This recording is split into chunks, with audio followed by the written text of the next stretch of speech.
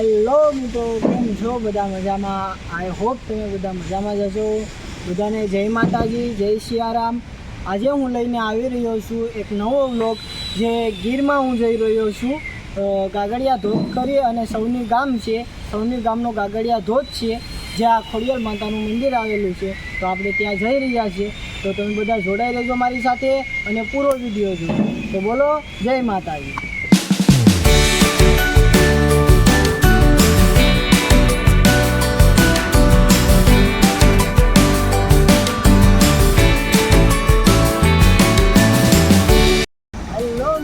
કેમ છો બધા? મજામાં? આઈ હોપ તમે બધા મજામાં જશો. તો આજે હું આવી ગયો છું ગાગડિયા ધોધ, જે તમે મારી પાછળ ધોધ જોઈ રહ્યા છો એને ગાગડિયા ધોધ કહેવામાં આવે છે. અને આ મંદિરની જગ્યા ખોડિયાર માતાનું મંદિર છે અને આ ગાગડિયા ધોધ છે. તો પહેલાં આપણે ધોધ તો જોઈ લીધો, હવે માતાજીના દર્શન કરી લઈએ. તો બધા જોડાઈ લેજો મારી સાથે.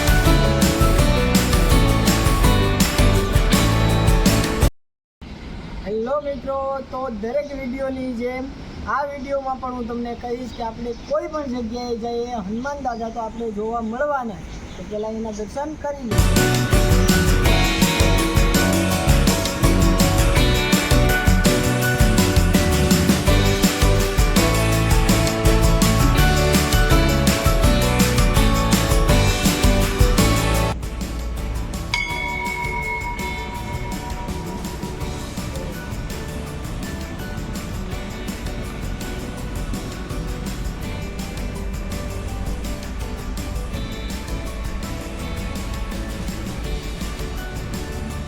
આ છે ખોડિયાર માતાનું મંદિર અને આ ગાંગડિયા ધોધ અને સૌની ગામમાં આવેલું છે.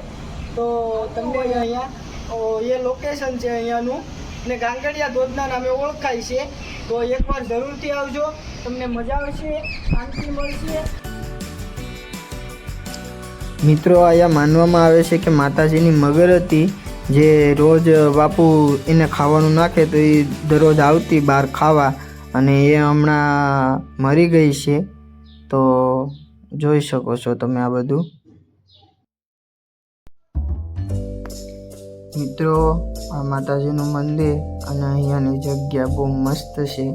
તો આ તમે જોઈ શકો છો, અહીંયા બાપુના રૂમ અને બધું જ છે, અને મંદિરનું કામ હજી ચાલુ જ છે.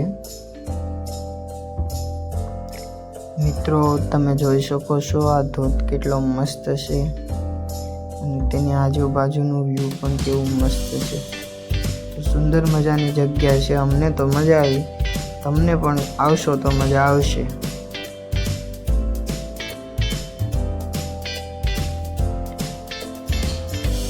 મિત્રો, તો હવે આપણે જઈ રહ્યા છીએ ખોડિયાર માતાના મંદિરથી થોડે દૂર આવેલ સુરવીરોના પાળિયા જોવા.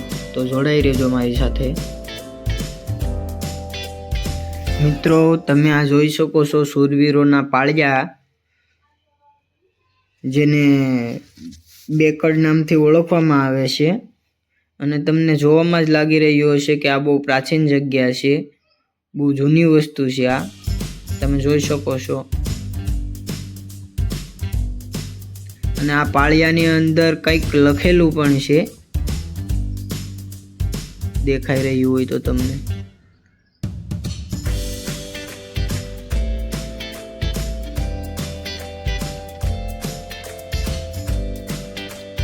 તો મિત્રો, આપણે પહોંચી ગયા છીએ તાલાળામાં શ્રીબાઈ ધામ. તો આપણે ત્યાં દર્શન કરીએ અને મંદિર જોઈએ.